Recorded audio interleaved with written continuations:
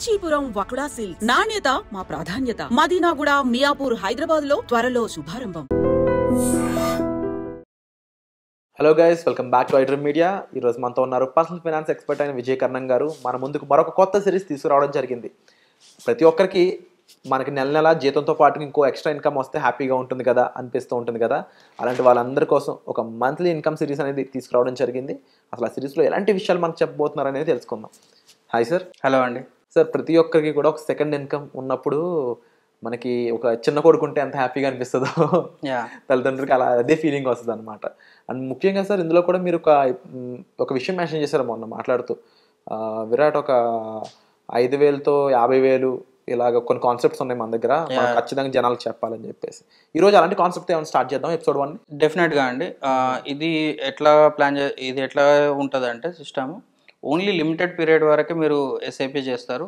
దాని తర్వాత దాని జోలికి మీరు వెళ్ళారు. కానీ after a period of time డెఫినెట్గా ఎవ్రీ మంత్ అది మీకు రిటర్న్ బ్యాక్ ఇస్తుంది అనమాట. ఒక ఎగ్జాంపుల్ ఏంది అంటే, ఫర్ సపోజ్ మీరు 15,000తోని ఎస్ఐపి చేస్తారు. 15,000తోని ఎస్ఐపి చేస్తారు over the period of next 5 years. అంతే 5 years వరకు చేస్తారు, మీరు దాన్ని వదిలిపెట్టేస్తారు. 10 years వరకు దాన్ని మీరు ముట్టారు అనమాట. సో 10 years తర్వాత మీకు దాని నుంచి ఎవ్రీ మంత్ 50,000 ఇన్కమ్ వస్తుంది. సో చాలామంది దీన్ని ఎట్లా యూజ్ చేసుకోవచ్చు అంటే, ఎర్లీ రిటైర్మెంట్ అంటే నియర్ టు రిటైర్మెంట్ ఉంటారు కదా, వాళ్ళు దీన్ని యూజ్ చేసుకోవచ్చు. First type of category. Second type of category ఏంటి అంటే, ఇప్పుడు మ్యారేజ్ అయినాక కొంతమంది ఒక 2-3 years వరకు హస్బెండ్ అండ్ వైఫ్ ఇద్దరు కలిసి వర్క్ చేస్తారు. కానీ కొన్ని ఇయర్స్ తర్వాత వైఫ్ ఎర్నింగ్ అనేది ఆగిపోయే ఛాన్సెస్ ఉంటాయి. వాళ్ళకు కూడా ఇది హెల్ప్ అవుతుంది అన్నమాట. ఎందుకంటే మన ఇన్కమ్ని రీప్లేస్ చేయాలి. మనకి ఇన్కమ్ అనేది, ఈ క్యాష్ ఫ్లో అనేది ఎప్పుడు రన్ అవుతూ ఉంటేనే మనకి ఫినాన్షియల్స్ ఇవన్నీ కరెక్ట్గా వెళ్తూ ఉంటాయి. అండ్ ఎక్స్పెన్సెస్ కూడా అదే రేంజ్లో పెరుగుతూ ఉంటాయి. సో ఈ ప్లాన్లో మనం జస్ట్ 15,000 ఇస్తాము, కానీ అవుట్పుట్ వచ్చే మాత్రం 50,000. ఓకే. అండ్ మీరు పే చేసేది ఓన్లీ 5 years మాత్రమే, కానీ మీకు అవుట్పుట్ వచ్చేసి 20 years వరకు. 15,000 per month for the period of 5 years. అంటే ఎంత ఇన్వెస్ట్ చేస్తున్నారు? 9 lakhs మాత్రమే ఇన్వెస్ట్ చేస్తున్నారు. కానీ ఈ 10 years మీరు డిఫర్మేషన్ వదిలిపెడతారు కదా, డిఫర్మేషన్ పీరియడ్లో ఈ 9 lakhs కాస్త 53 lakhs అవుతాయి. ఓకే. 53 lakhs నుంచి మళ్ళీ మీరు గ్రాడ్యువల్గా తీసుకుంటారు, అట్ ఏ టైం తీసుకోరు కాబట్టి మీరు 53 lakhs నుంచి 1.3 crore తీసుకుంటారు అనమాట అవుట్పుట్. సో టైం అనేది ఇంత కలిసి వస్తుంది అనమాట మ్యూచువల్ ఫండ్లో. అట్ ఏ టైం విత్డ్రాల్ చేసుకోకుండా గ్రాడ్యువల్గా తీసుకుంటున్నారు కాబట్టి, అంటే చూడండి 9 lakhs నుంచి 1.3 crore మీరు బయటికి తీసుకునే ఛాన్సెస్ ఉంటాయి. దిస్ ఈజ్ ఓన్లీ ప్యూర్లీ మనకి స్ట్రాటజీస్ ప్రకారం యూజ్ చేసుకుంటేనే ఇట్లా వెళ్ళొచ్చు అనమాట. ఈ ప్రాసెస్లో ఎస్ఐపి చేస్తున్నప్పుడు ఒక రకమైన మ్యూచువల్ ఫండ్ యూజ్ చేయాలి, ఎస్డబ్ల్యూపీ చేసేటప్పుడు ఒక రకమైన మ్యూచువల్ ఫండ్ యూజ్ చేయాలి. ఓకే. అండ్ ఎస్డబ్ల్యూపీ దగ్గర రియలిస్టిక్గా ఉండాలి మనం. అక్కడ మనం 15%, 20%లో తీసుకోవద్దు. ఎస్ఐపి దగ్గర హైలీ అగ్రెసివ్ తీసుకోవాలి. ఎందుకంటే మనకి 5+10 15 years డ్యూరేషన్ ఉంది కాబట్టి అక్కడ మ్యాక్సిమం రిస్క్ తీసుకోవాలి. ఎస్డబ్ల్యూపీ దగ్గర మనం రిస్క్ తక్కువ తీసుకోవాలి. అట్ ద సేమ్ టైం మన కార్పొరేట్స్ని కూడా ప్రొటెక్ట్ చేసుకుంటూ ఉండాలి. ఇది కంప్లీట్గా ఒక ఆర్ట్ అండి, ఒక అడ్వైజర్ ఒక ఆర్ట్ ఇది. ఎవరు ఎంత బెస్ట్ పర్ఫామ్ చేస్తే ఇన్వెస్టర్స్కి అంత బెటర్ రిటర్న్స్ వస్తాయి. ఇక్కడ 20 years దగ్గర 25 years వెళ్ళే ఛాన్సెస్ కూడా ఉంటాయి అనమాట. అంటే 25 years వరకు ఎవ్రీ మంత్ 50,000 తీసుకునే ఛాన్సెస్ కూడా ఉంటాయి అనమాట. Wonderful sir. అండ్ ముఖ్యంగా జనరల్గా ఇలాంటి విషయాల్లో సార్ పర్సనల్ ఫైనాన్స్ ఎక్స్పర్ట్స్ యొక్క హెల్పే చాలా ఇంపార్టెంట్. ఎందుకంటే వాళ్ళు కన్సిస్టెన్సీ మెయింటైన్ చేయనిస్తారు వాళ్ళ క్లయింట్స్ చేత. 1, 2 మీరున్నప్పుడు ఏమవుతుందంటే వాళ్ళు క్రమబద్ధంగా తప్పకుండా వాళ్ళు లేజీ అవ్వకుండా, ఇన్వెస్ట్మెంట్ని పోస్ట్పోన్ చేయకుండా టైమ్లీ ఇన్వెస్ట్మెంట్స్ అనేది చాలా యూజ్ అవుతాయి.